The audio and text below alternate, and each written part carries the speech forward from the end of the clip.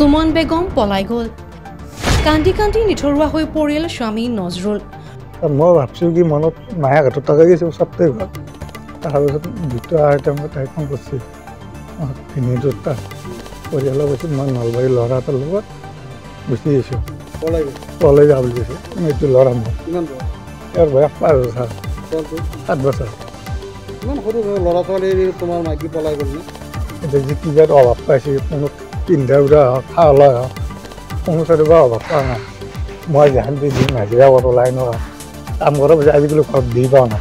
ৰাজ্যত পুনৰ বোৱাৰী পলাই যোৱা ঘটনা সংঘটিত হৈছে। এইবাৰ ঘটনাৰ স্থান হাজো জাপিয়া গাঁৱত।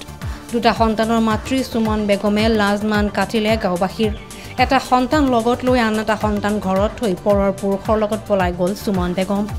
সন্তানৰ কাণৰ বেমাৰ দেখাব বুলি লৈ গৈ সুমন নলবাৰীৰ কোনো যুৱকৰ সৈতে পলাই গ'ল। উপায়ন্তৰ হৈ স্বামী নজৰুল এতিয়া কান্দি কান্দি হাহাকাৰ অৱস্থা হৈছে।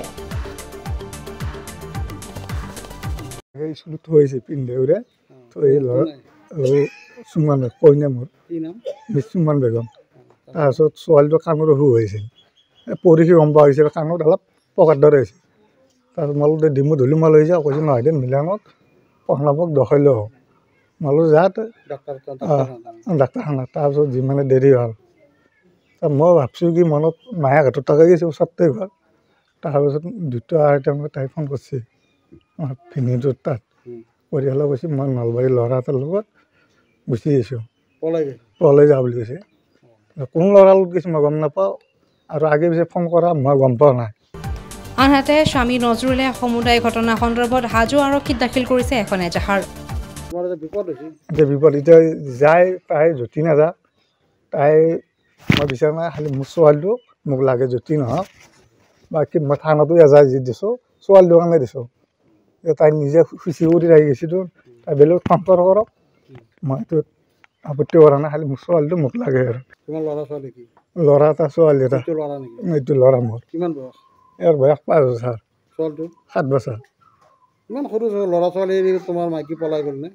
এতিয়া যি কিবা অভাৱ পাইছে কোনো পিন্ধা উৰা হওক খোৱা লোৱা হওক কোনো চাইডৰ পৰা অভাৱ পোৱা নাই। মই যেন দিম হাজিৰা কৰোঁ লাইনৰ কাম কৰা পিছত আজিকালি ঘৰত দি পোৱা নাই।